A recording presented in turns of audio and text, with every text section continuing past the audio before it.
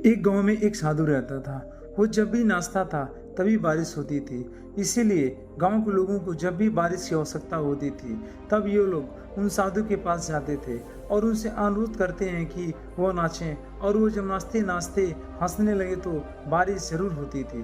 कुछ दिन बाद 4 लड़के शहर से गांव में घूमने आए।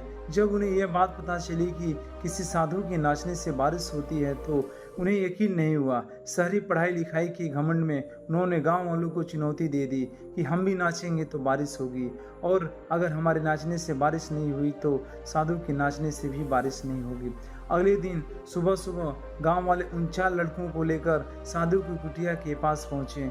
गांव वाले ने साधु को सारी बात बताई तो फिर लड़कों ने नाचना शुरू किया। पहला लड़का नाचना शुरू किया, आधा घंटा बीत गया, फिर पहला लड़का थक कर बैठ गया पर बादल नहीं दिखे। कुछ देर बाद दूसरे लड़के ने भी नाचना शुरू किया। 1 घंटा बीतते बीतते वो भी थक कर बैठ गया।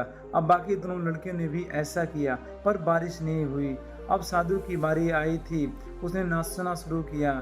1 घंटा बीत गया पर बारिश नहीं हुई। साधु फिर भी रुका नहीं, वो नाचता रहा। नाचते नाचते 2 घंटे बीत गए पर बारिश नहीं हुई।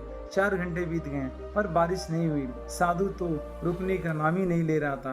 धीरे धीरे शाम ढलने लगी।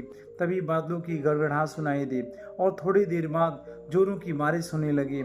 यह देखकर चारों लड़के दंग रह गए और तुरंत साधु से क्षमा मांगे। फिर चारों लड़के ने साधु से पूछा, बाबा भला ऐसा क्यों कि हमारे नाचने से बारिश नहीं हुई और आपके नाचने से बारिश हो गई? साधु ने उत्तर दिया, जब मैं नाचता हूँ तो 2 बातों का ध्यान रखता हूँ। पहली बात तो मैं ये सोचता हूँ कि अगर मैं नाचूंगा तो बारिश होना ही है, और दूसरी बात यह है कि तब तक नाचूंगा जब तक कि बारिश ना हो जाए।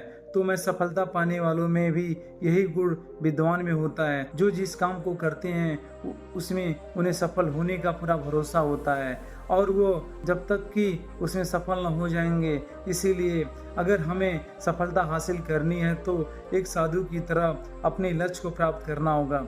दोस्तों, हमारी वीडियो अगर आपको अच्छी लगी तो चैनल को सब्सक्राइब कर लीजिए और कमेंट में नमो बुद्धा जरूर लिखें।